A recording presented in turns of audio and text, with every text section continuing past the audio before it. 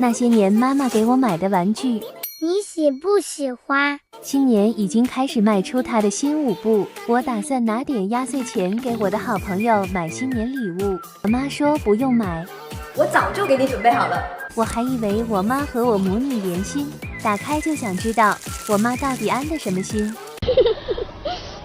我妈说他们小时候送礼物都是自己亲手做的，自己做的礼物更能表达心意。自己做的礼物朋友会喜欢吗？认为会的扣1，觉得不会的扣2。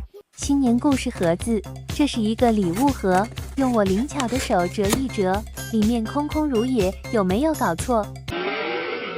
别急，我们一点点来做，铺上红色的地毯，走起路来更柔软。新年展开新诗篇，美丽的烟花炸满天。这是一个快递盒，上面的部分把它剪掉，下面的就随便折一折，盖上红红火火的屋顶，贴上我造的窗户，今晚大伙就能拎包入住。过年还要贴对联，一帆风顺年年好，万事如意步步高，五福临门，福进我家门。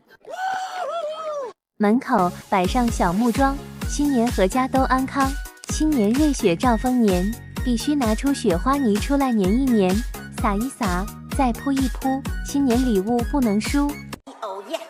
拿出几根扭扭棒，我来让它大变样，扭一扭，剪一剪，贴上黄花真耀眼，围上蓝色的栅栏，防止村里的采花大王。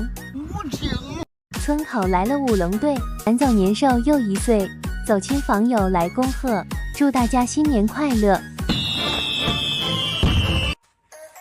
逛庙会还是这个礼物盒，想逛庙会就得把它折。过年想要有年味，怎么可以错过乡里的庙会？可惜我们来的有点早，这里除了地毯啥都没有搞好。二狗子说既然来了就不能走，该出手时就出手，先给庙会整个红红火火的大门，盖上屋檐更有精神。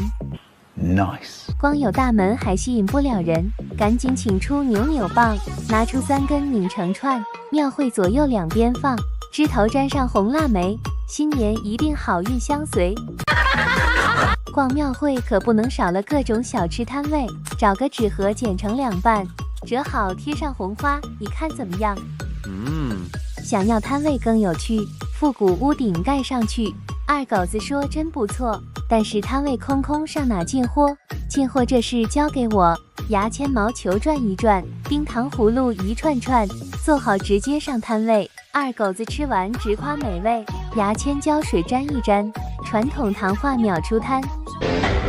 二狗子说还差点年味，想要年味满天飞，就要拿出2个蛋糕纸杯，吸管和扭棒互相切磋，商量好了就直接往蛋糕纸杯里一戳，纸杯边腾边叫好，挂上红灯笼别让它逃跑。请来乡里的舞狮大队，大家都来逛庙会，男女老少笑开颜，欢欢喜喜过大年。Peppa Pig, Peppa Pig, Peppa Pig.